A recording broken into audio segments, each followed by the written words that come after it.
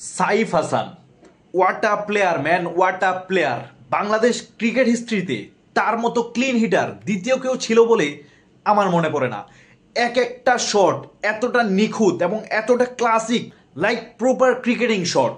এই ধরনের শট বাংলাদেশের অন্য কোন প্লেয়ারকে খেলতে দেখছেন কমেন্টে নিশ্চয়ই বলে যাবেন। আমি এখন পর্যন্ত এই ধরনের ক্লিন শট তো বাংলাদেশের কোনো প্লেয়ার থেকে এখন অবধি দেখি নাই। লাইক এক একটা শট এতটা পারফেক্ট ছিল, লাইক চোখের শান্তি। এবং সাইফ আজকে তার এই 63 রানের ইনিংসে 50 রানই করেন বাউন্ডারির মাধ্যমে, 7টা 6, 4টা 4, এবং এক একটা শট ছিল দৃষ্টিনন্দন শট, মানে দেখার মতো। লাইক সাইফ হাসানের মতো প্লেয়ার বাংলাদেশ ক্রিকেটের জন্য একদমই নতুন একটা উদ্ভাবন। আমাদের উচিত এই প্লেয়ারটাকে নিজের মতো করে খেলতে দেওয়া।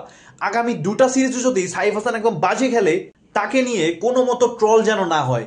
এবং বাংলাদেশ দলের ক্রিকেট ম্যানেজমেন্টের উচিত সাইফকে নিয়ে আলাদাভাবে চিন্তা করা এবং তাকে যেন প্রপার ওয়েতে তৈরি করা হয়, এবং সাইফ যেন 2-3 সিরিজ পরে হারিয়ে না যায় সেটার দিকেও বাংলাদেশ টিম ম্যানেজমেন্ট, কোচ এবং অন্যান্য যারা এর সাথে জড়িত তাদেরকে অবশ্যই খেয়াল রাখতে হবে এবং প্রপার ওয়েতে সাইফকে এগিয়ে নিয়ে যেতে হবে। কারণ বাংলাদেশের জন্য এই ধরনের প্লেয়ার অনেক ইম্পর্টেন্ট, এবং সামনের যে বিশ্বকাপটা আসতেছে তার জন্য প্রপার ওয়েতে কিছু ব্যাটসম্যান তৈরি করতে হবে, যেখানে কিনা সাইফ হতে পারে বাংলাদেশের অন্যতম ট্রাম্প কার্ড।